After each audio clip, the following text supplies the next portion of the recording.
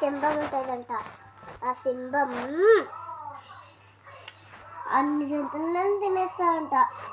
అయితే ఒకరోజు ఒక కుందేలు ఆ సింహం ఇంటి దగ్గరకు వచ్చి సింహం సింహం అని పిలిస్తే ఆ సింహం ఉరుక్కొచ్చి దాన్ని నమ్మలేస్తాడు, తినేస్తుంది.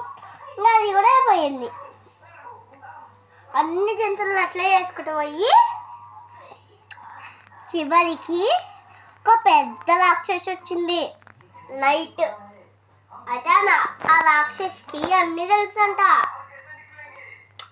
అయితే ఆ రాక్షసి ఆ సింహం పిచ్చి పని చేసిందని ఆ సింహంని భయపెట్టిందంట. అయితే ఆ సింహం ఏం చేసింది?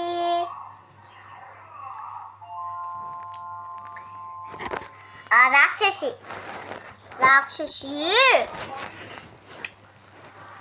సింహంని గద్దిస్తాడంట.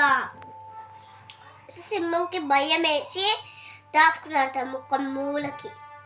అయితే రాక్షసికి ఇప్పుడు మంచిగా అయింది సింహంకి అని అక్కడికి చెప్పు సౌండ్ చేసుకుంటుంది. అయితే ఆ లాయన్ బయటికి వచ్చి ఆ రాక్షసిని చూడకముందే రాక్షసి వెళ్ళిపోయింది. తిలతోటి వెళ్ళిపోతే ఏమైంది? ఆ రాక్షసి వాళ్ళ పాప వచ్చి మమ్మీ నా ఫ్రెండ్ నందుకు భయపెడుతున్నాం అంటది. అయితే ఏంటి మీ ఫ్రెండా?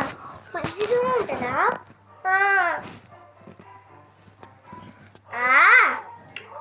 అందరిని తినే లాయన్ వాళ్ళ చెల్లె, అందుకని ఆమెతో నేను ఫ్రెండ్షిప్ చేస్తాను.